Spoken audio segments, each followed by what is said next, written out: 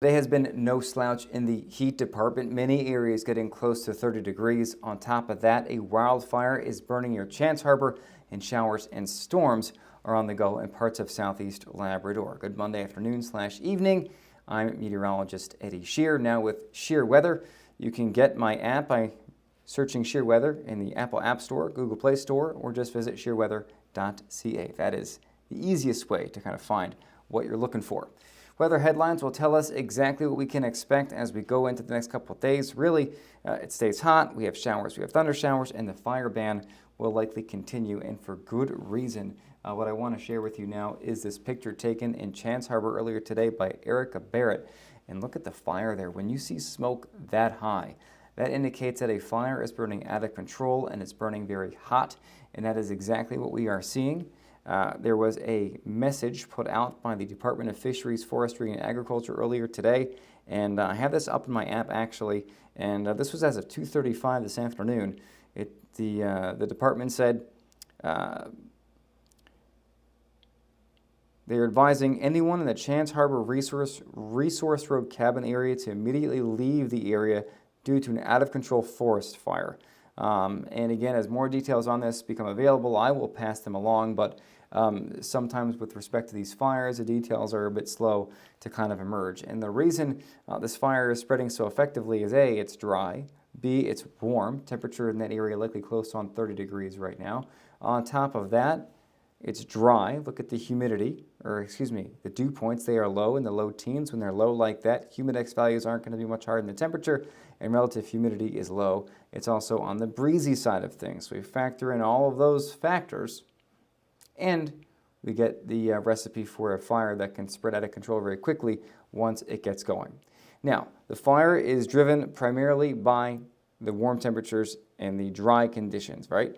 And those warm temperatures have been exceptionally warm, so a heat warning is still in effect from Green Bay, White Bay, the Early Valley, all the way to the Bonavista Peninsula and the Clarenville area, all the way to Bonavista Bay where the fire is burning under the heat warning. Not that the two are always related, but in this case, it's something to just kind of note. In the Labrador, Norman Bay to Lodge Bay also under the heat warning for temperatures near 30, but that should be ended this evening as the weather conditions do improve somewhat.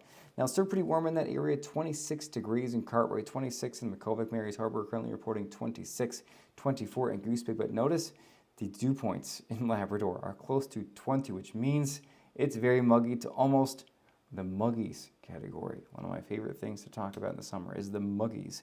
Feels like 31 in Goose Bay, 32 in Cartwright, and 30 almost all across the board in Labrador. Even Nain right now feels like 29.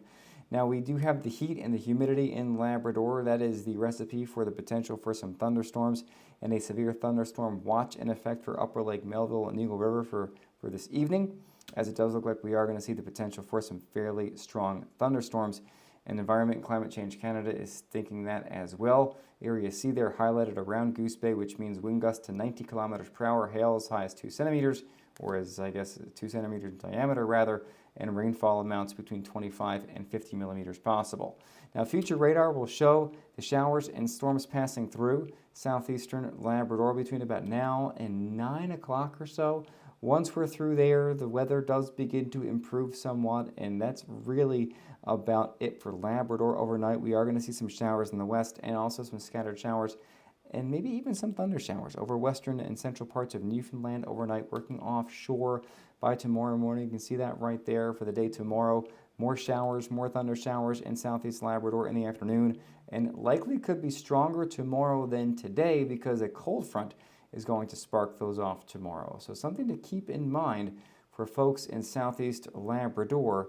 Looks like tomorrow evening. I'll keep a close eye on things for you. So for tonight, island-wide, temperatures dipping into the lower, middle, and even upper teens. Not a whole lot of, reprieve from the heat. And there's your forecast for tomorrow. Temperatures again near 30 in Grand Falls, Windsor, 26 in St. John's, 24 in Bonavista. And temperatures in the south are going to be cooler, upper teens, low 20s, likely a little more fog and cloud cover than what the forecast is showing there, and likely what the app probably shows as well. Into Labrador tonight, temperatures dipping into the upper teens, mid-teens in some areas, and then for the day tomorrow, temperatures into the upper 20s to low 30s once again, 31 on the board for Mary's Harbor, but again, keep in mind. We're going to be watching that threat for afternoon showers and thunder showers. I'll be watching all that closely. I'll have more details on the forecast for you tomorrow morning.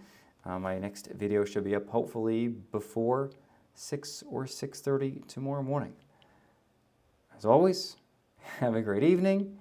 Check shareweather.ca for all the latest weather and maps and all that cool stuff. And also don't forget to check out the app if you haven't already by finding that in the App Store and the Google Play Store. Have a very good Monday evening.